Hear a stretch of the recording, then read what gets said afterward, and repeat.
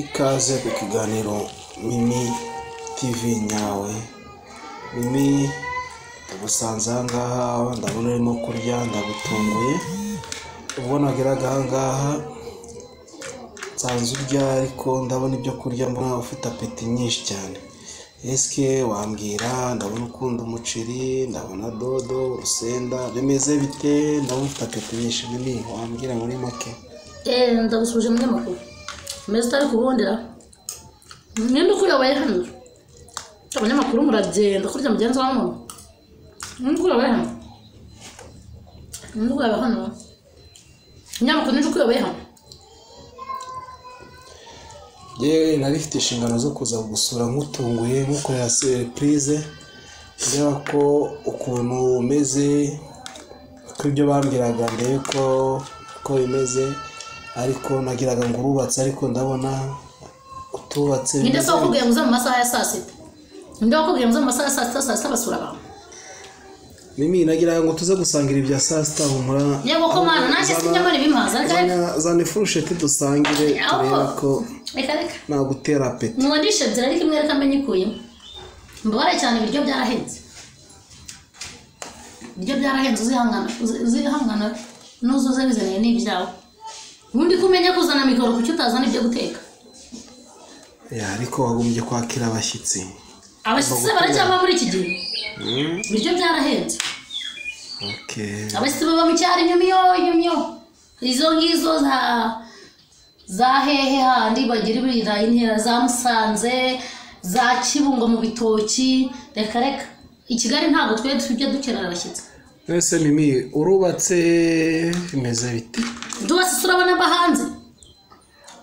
Ndavuga mu kubaka ko ufite ubana n'umugabo, ubwo buryo ni bwo nari. Umugabo? Abagabo kugira ntibagihawe. Abagabo ikigiye ntabwo nubwo uri kuncisha apeti. Kamwe nihanganye, kandi nyamirinde rimwe ryonyine manze nkanire nawe. Warabigerageje se ngo urebe ko badahaha, uvuga ati cyangwa ni ibintu wumva gusa abaturage bavuga? Jamana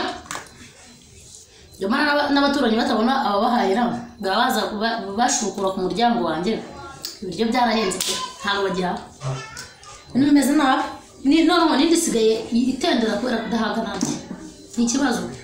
Sigaye nyakaro kamwe kumuceri kanwe nararya ibiro bitatu, urumva byarakaze.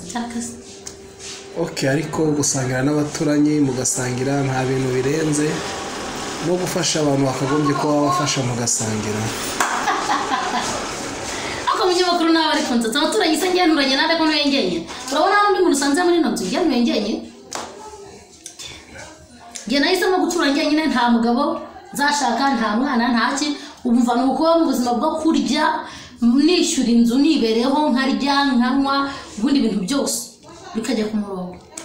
Ako nyine uyu munsi usanze urumva ntacyo nyine, nta kantu ko kunywa gare, ariko munyamakuru njya nihereza.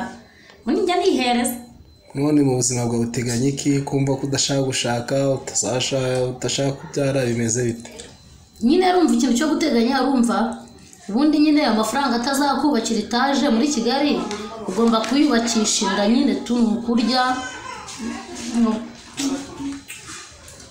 Kurya nyine uko mubaye urumva munire nkabyibuha, hangana na fisi nyine, fisi nyamunini uri kubona. Ubungu nabo mbese nyabakuhaho ndajya nshaka kurya urumva nkajya makuruka ukabona etaje zaje gutya nkurura nyine nawe urumva ninda nkayigize imbere kangana nkagurya. Ubundi nyine nawe urabyumva nyine ko nawe nukazajya mbaza se nubona ko nyine gahunda ari ukurya. Nawe rero ntawe sinzi byawe. Ndabona warubatse umubiri.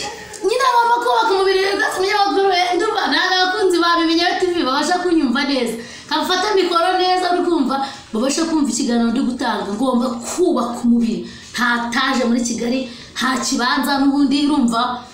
Mva n'umunani bampaye inkangu zarawutwaye, mbese mparitse nabe muri Kigali pe. Umparitse mu Veza.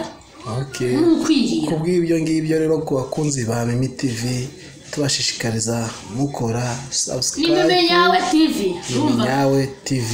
Mukanda akanyenyeri 182 mugakurikiza n'amabwiriza kugira ngo Mimi atazicwa n'inzara.